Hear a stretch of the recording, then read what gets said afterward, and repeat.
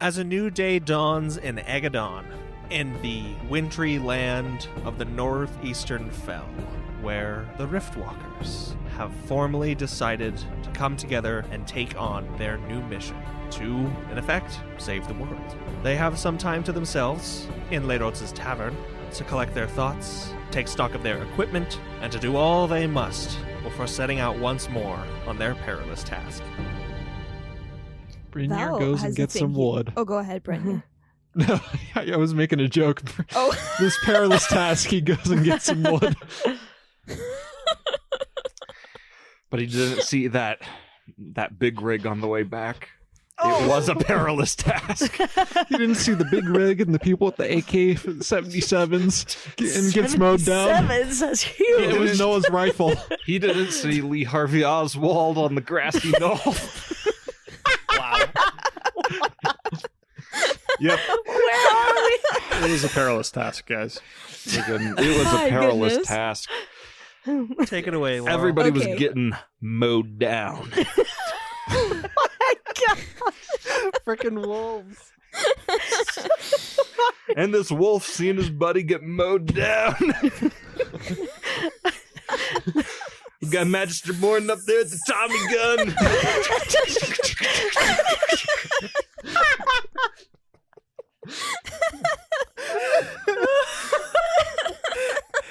Sorry, real quick diversion. Then you've seen those pictures of the founding fathers doing like ridiculous things. Oh, that's so great. We should make those of various characters from Riftwalkers, and that'll be Magister Morton's. Yes. Just like with a Tommy gun. Yes. Big wolves. with the body of wolves at his feet. I'm ready to do my thing now, if that's okay. Okay, let's get in the mood. Okay.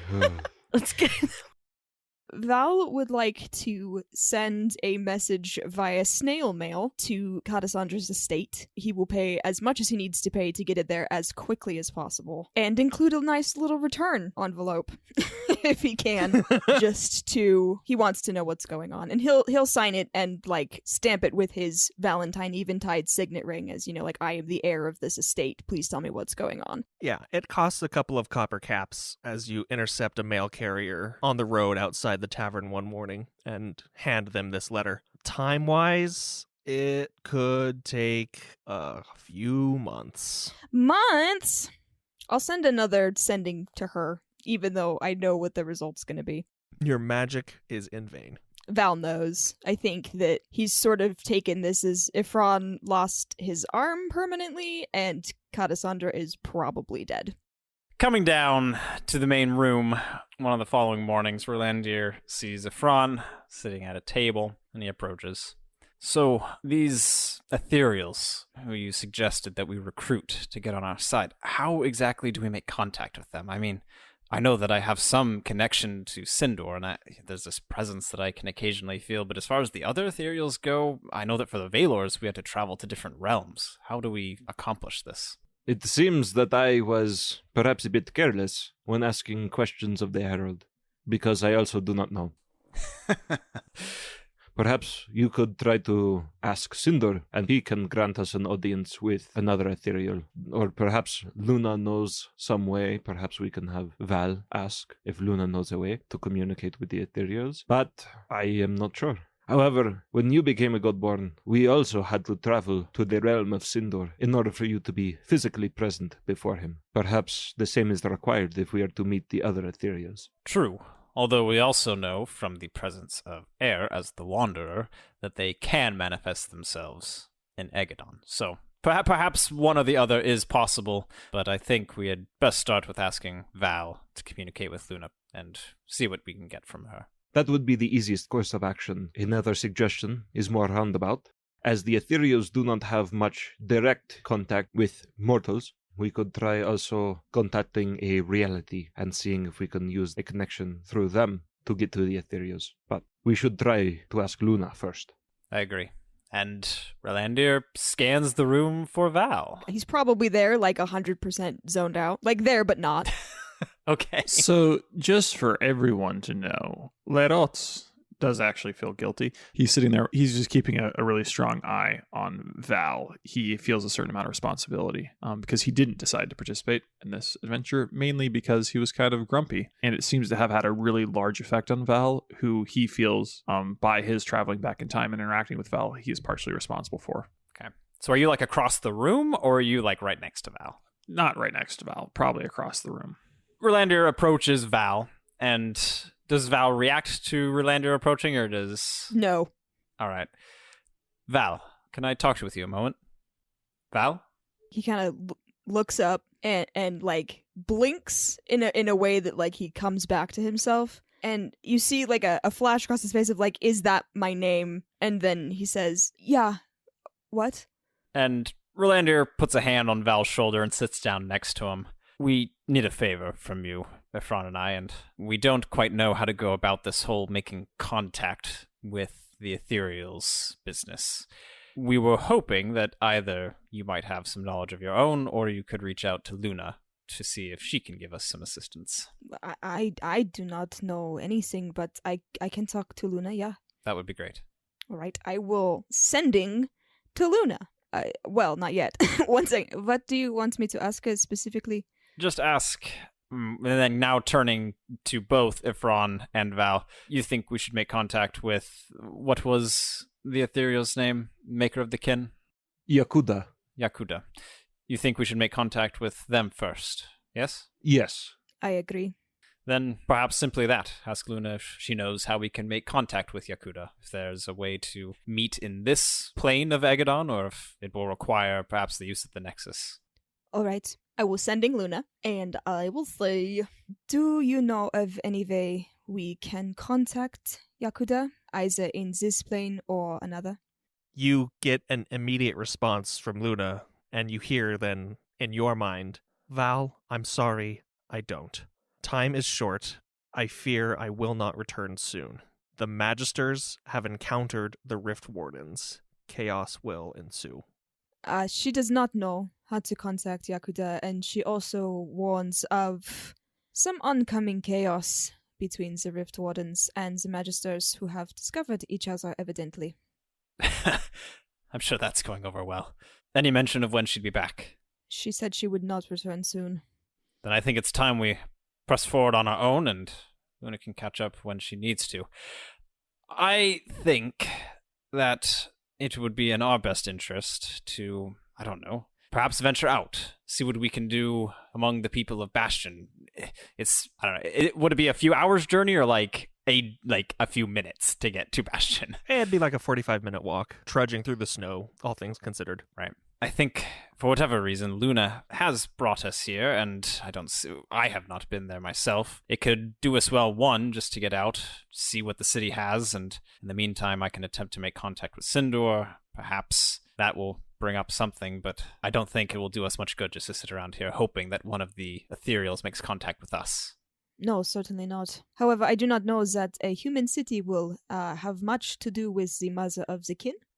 So perhaps they would have a lead to in another direction entirely. Or perhaps we could travel to Udaelo again. I don't want to risk another time jump, but we need research.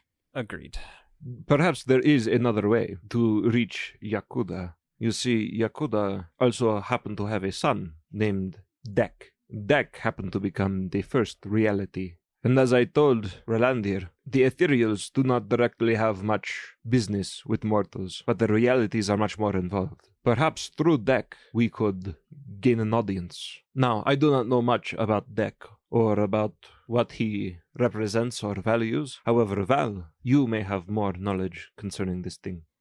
I mean, I know who Dek is, and that the kin revere him less than worship, but respect of Dek is commanded among all kin households. But how to contact him or where he might exist in reality, I do not know, but he is a real being, the first of Yakuda's sons. Kelnies, who's been leaning up against a wooden pillar, sort of in the middle of this parlor, raises her finger and takes a couple steps forward, and she's like, well, not to be an eavesdropper, but I don't feel like I need to justify that. Anyhow, look, I'm a Mazkin, and I don't know what you all know of my kind, but next to nothing.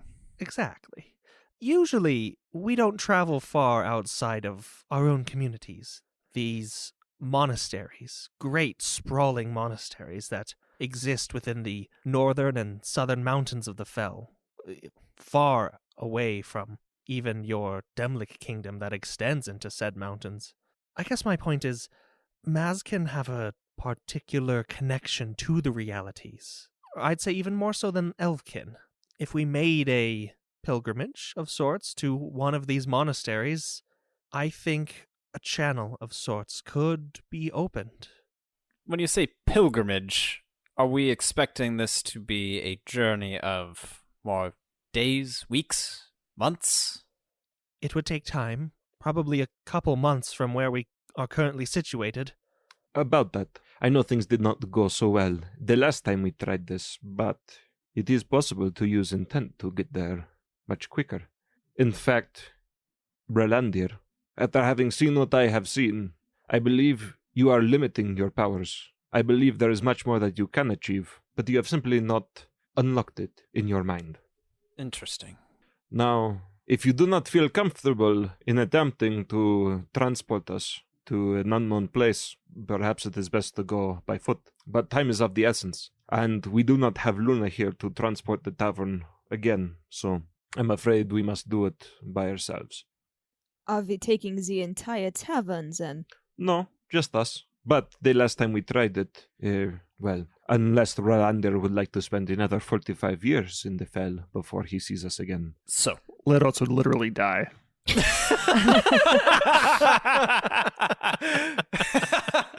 He's just a skeleton, an animated skeleton.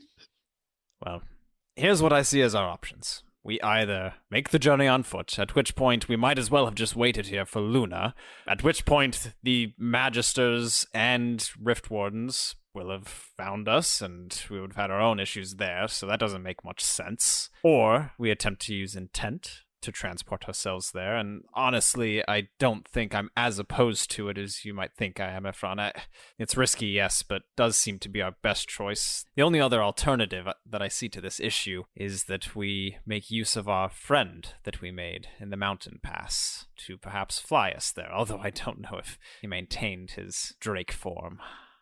I had quite forgotten about him. But yes, that is a good idea. How would we even call upon him? I can contact him, I believe. He is a creature familiar to me. Very well. I'll contact our friend, the Snow Mountain Drake. Phone a friend! Hey! So, then Val wants to contact Natsuniro. I do. I will say, hello, I hope you are well. Would it be possible for you to fly us from Bastion to one of the Mazkin monasteries? You don't receive a direct response through sending because this creature spirit doesn't, frankly, need to adhere to the same rules that you follow.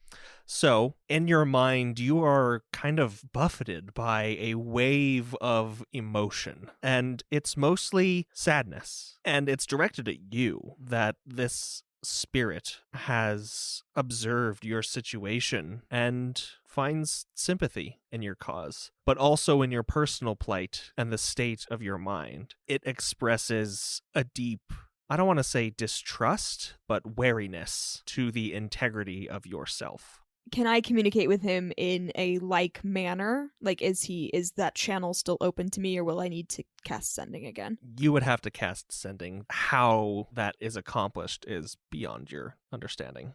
Okay, cool. I will cast sending again. I understand that I am not in a fit state. This is not about me, but the world at large. With that, then, you do hear words, and it's simply, I will help you. He says that he will help. Good. Does he mention any specifics of how that help will come? He did not. I could ask if you want me to, but I suspect he has his ways. Actually, it's Kelnies who draws your attention to a cyclone of snow and wind that is building in the backyard of the inn itself. She, Kelnies, sprints to the back door, opens it wide, and takes a few steps outside to observe this happening. Surprised by the sudden movement by Kelnies, Rinier goes ahead and swiftly goes outside as well. Leroz is going to act for the first time this episode, and he's going to stand up. He's curious, as he has been in this inn longer than anyone else. He has been around. This seems odd to have a cyclone occurring behind it. So he's going to stand up, he's going to move forward, he's going to just look around and see what's there. He's armed at the moment, and he's suspicious of what could be happening. And Mick, I think that all of us see this happening, so Mick also goes to the back and peeks his head out, but doesn't fully come out. Great. Then, as everyone does come to examine the inclement weather that builds behind the tavern, you see this storm brew as gray clouds coalesce above the tavern, whirling in the sky, and the bark and leaves and branches begin to be stripped from the trees and whirled around in this tornado of snow and just complete whiteout, spinning faster and faster until a great swath of the forest behind the tavern has been really stripped bare, where the trees are little more than toothpicks sticking out of the ground at this point. Their very roots dug up from the earth and transformed into, as this veneer of snow then falls over a large shape, one of a winged drake made entirely of knotted wood and leaves and ice. As the drake peers at each of you, its eyes, these glassy orbs of smooth ice, you hear its familiar voice in your minds, and it says, "You remember my name, Natsuniro, the child of the mountain. You freed me from my jailers, and I have granted you a boon. You seek now to cash in my debt." I thought we just asked them to be friends. Yeah. Friends help each other out. Come on, man.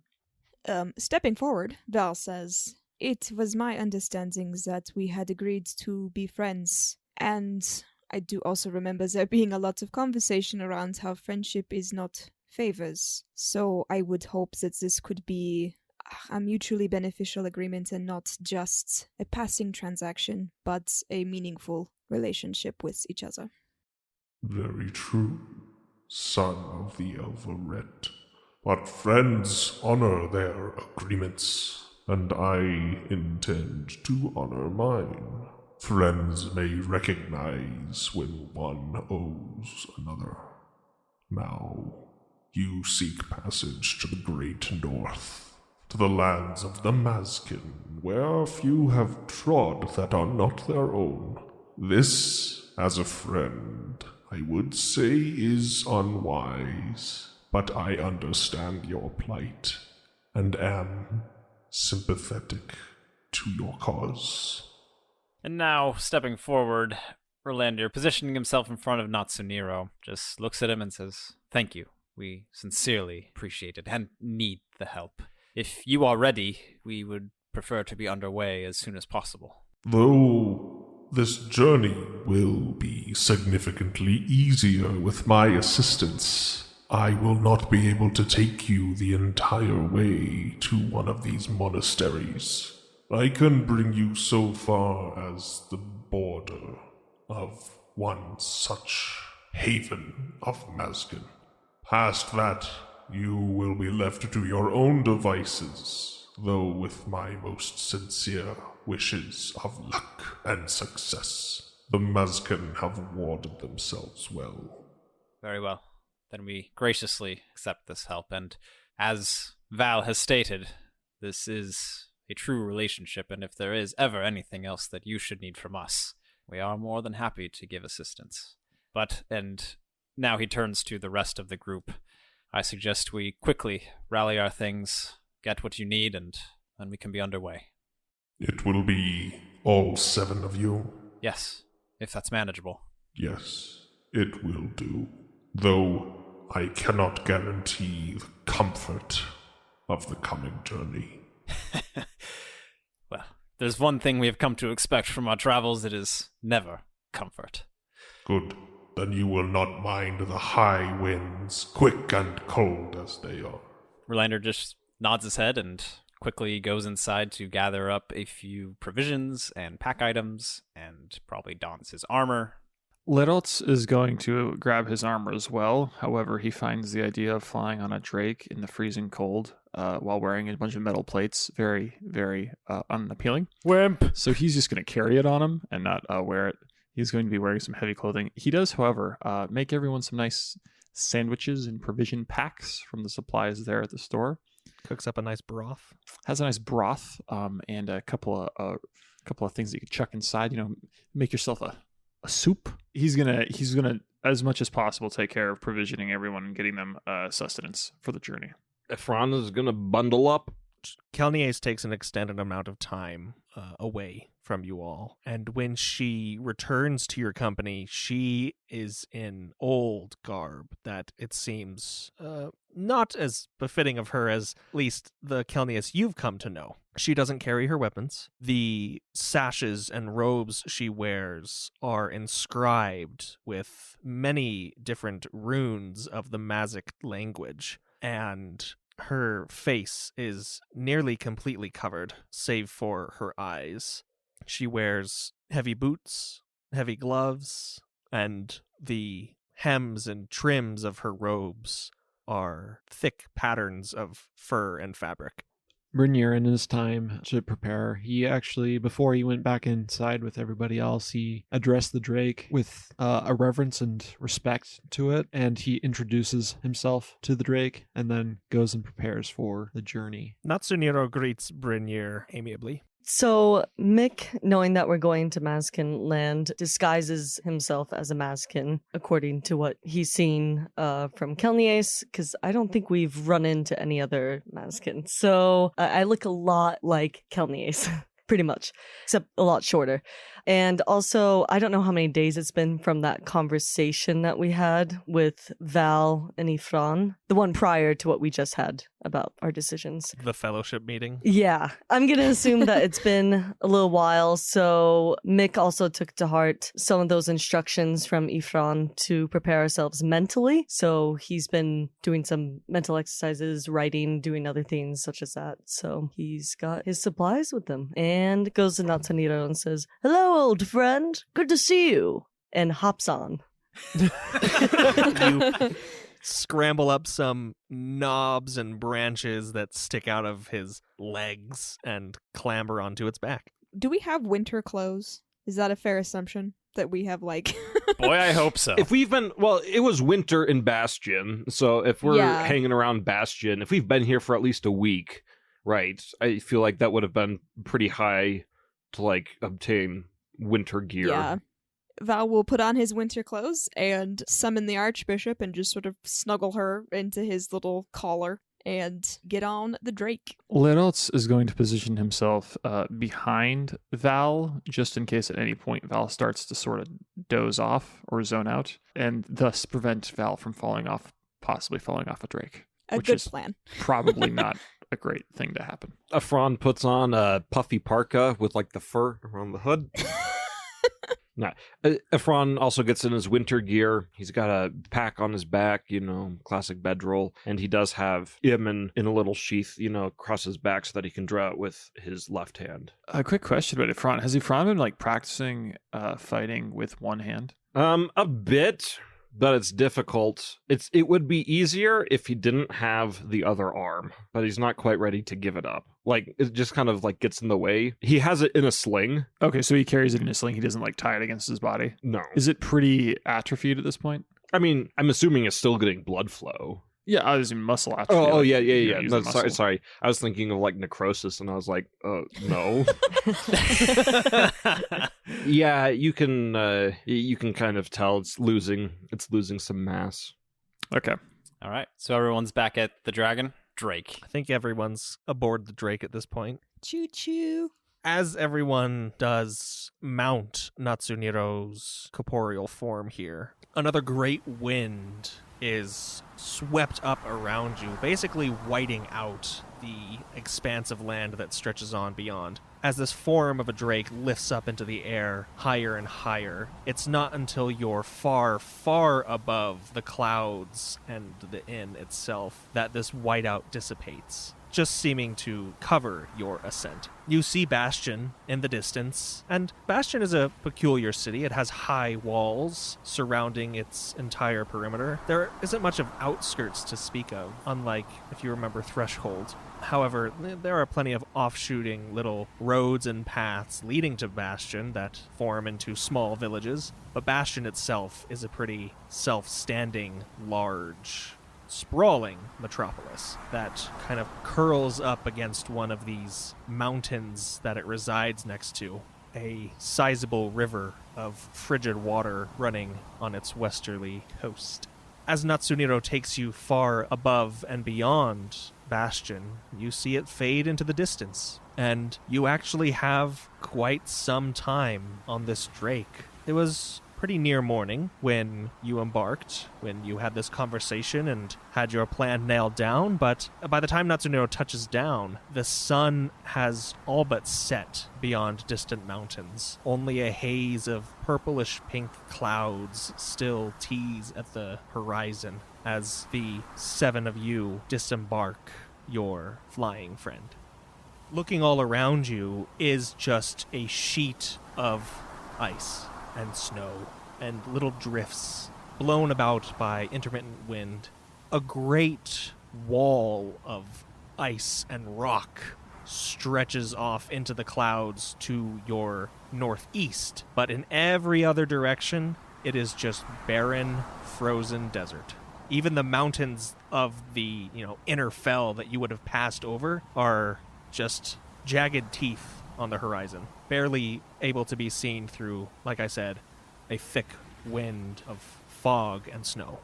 As we touch down and disembark, you see Ephron get a really worried look in his eye, and he takes off his backpack, and he starts going through it, kind of frantically, muttering to himself, "Did I put it here? Where did I put it? Where? Ah, there it is. Whew, that was a close one." Ephron, what are you looking for? Oh, my gift, of course. And he pulls out just like a plain-looking bottle. Yes, one must always present the Grand Vizier with a gift when going to visit. That's actually a very good idea. I can't believe I forgot something. I must have something. And you see Lerotz, he's like now digging through his sack where he's just been keeping everyone's, like he has everyone's provisions. But he's just got like a bunch of ham sandwiches. It's really, he has nothing Delicious grand. ham sandwiches. Well, he turns to Ephron and he says, You don't mind if I share yours, do you? There's a group, all of us, represented by your gift. Yeah, it is quite all right. Though it has been some time since I have last seen him, the Grand Vizier is quite a generous soul. He will surely accept this gift from all of us. Kelnius just like, we don't do that here. No, but we are going to see the Grand Vizier. Who is the Grand Vizier? I am sure that I've told you about him before. The Grand Vizier of Imera.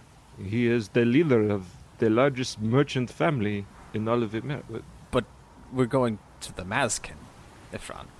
Ephron, Kelnius approaches you. She just takes you one hand on the shoulder, one hand on your arm, and kind of just pushes it down a little. She's like, we're not in Imera, Ephron. We're not going to Imera or the Grand Vizier. We're not even inside the Fell anymore. Oh, I see. Yes, of course. Of course. How could I forget? Brynjar actually speaks up at this moment. Ephron, on the path here, why don't you tell me the story of your gift? Yes. Perhaps I will do that. And he stows the bottle in his bag, and he puts his pack back on his back, and he starts walking alongside Brynjar, talking to him. Kelnius just gives Brynjar kind of like a wide-eyed nod, and then she indicates to the great wall to the northeast. That's not really a wall, isn't like so accurate, but it is just this huge cliff face that stretches on infinitely in either direction and up into the clouds. And etched upon its face, it's still a good mile out from where you are. Etched upon its face is a set of switchback stairs that seem to go up to a elaborately carved entrance. And Kelnius says, we should be able to find refuge there for the night, just at the top, before the gates. Perfect. Just what I like doing after a day's worth of flying, climbing up innumerable amounts of stairs. Upon hearing of refuge, Lerot's still keeping an eye on Val, but with a little bit more of his old joviality to him. Says, reminds me of my time as a first lieutenant. Guard the pass in the mountains, they say. They didn't tell you I'd have to climb up the entire mountain. Of course, in my time there were no stairs. You walk straight up the side, switch back stairs. You kids have it so easy. There's no time like the present. And he kind of has his little sack, kind of his backpack and everything set up. All of his armor is on his back. He hasn't worn anything yet, and just kind of starts walking up the stairs like an old man. They're a mile away. Oh, he starts walking towards the stairs. Sorry. Are the Mazkin hostile to other races and people, or do they just not interact with them? No, they just don't interact with them. Oh, okay. Is the Drake still here? It is, yes. Okay. Before Val walks away, he'll approach Natsuniro and shape water like a sort of, lovely little ice dragon that resembles him, and just sort of present that on the ground in front of him and say, that will only last an hour, but thank you. And Natsuniro, you feel another one of these waves of emotion come over you, and this time it's a mix of gratitude and pity and novelty at your naivete. And he says in your mind, The gesture is much appreciated, though this form you see before you is not my own. As I said, I am the child of the mountain. I return there, where my spirit is housed in the barrows beneath the molten rock. We will meet again, friend. and then this Drake just falls apart. So then Val joins with the rest of the group. Yep, ready to go. If Rolandir, I think, was at the lead with Kelnies, probably, she just kind of grips you a little closer to her for a moment, and she says, "We are going into unfamiliar territory, even for myself. You see, I don't quite remember how long it's been since I, died, and, was trapped in Vale's realm. The last time I was in a proper Mazkin society was long before that, even. What I'm trying to say is we should be careful, especially given the state of," and she peers over her shoulder at Ifran, who is, relaying to Brynir the splendors of the Grand Vizier's Palace of Amera or something? Yeah, but he's not like, "Oh, I'm a kooky old man or whatever. He seems He's himself. He seems normal. He seems like he's just talking about something from his past. Does it seem like he finds this comforting, just after like the experience of kind of losing it? It's just like, oh, let me talk it out so then I can kind of re-grab reality? Or would you say that's inappropriate? He appreciates that Brynir is listening to him and asking, questions and stuff, and that Brynir's not making a huge deal of what happened earlier. As Kelnies does gesture back to Val and Ifran, turning back to Rolandir, she says, "Not all of us are ourselves, and the path ahead won't be easy. There may be danger. Cannot say for certain." There surely will be danger. I think we can count on that for now, and who knows? Perhaps it's only in losing ourselves that we'll actually find our solution. But I do hear you. We'll be careful. I will keep my eye on them as well, and with all of our support, we'll make it. And as far as the Mazkin go, from my understanding, they're probably the most isolated society in all of Aegedon, from what I've heard. How bad can it be? She just gives a little, huh, and continues on. As your group treks the mile it takes to arrive at the base of these stairs, the wind has picked up to a blistering pace, not so much that it sends shards of frost cutting across your skin, but it definitely stings your face and your hands and whatever little bits there are exposed. As you make the treacherous climb, the stairs are well maintained, but slippery, given their nature of smooth stone and icy construction. And by the time you reach the top, you are all good and well fatigued, as the sun has all but disappeared. On the journey up, Lerots, he went out to everyone else, and he's carrying a small thing full of animal fat, like tallow, and he tells them, It's biting into you. Here, rub this on your skin. It'll help keep the cold off. and so he kind of doesn't force anyone if they don't want to, but he suggests vigorously that everyone should take a bit, just kind of rub it on any exposed skin, as it diminishes the effects of cold on human skin. As night drags on, a fire is made, bedrolls are laid out, and the party drifts off into an uneventful sleep for some, perhaps restless for others, but altogether quite cold. And it isn't until the morning light that you all awaken, a nice layer of frost across each of you. The door that had been set in the stone in this large archway that you had reached the night before is gone. A large cave mouth now looms open before you, its glimmering ice reflecting the new light.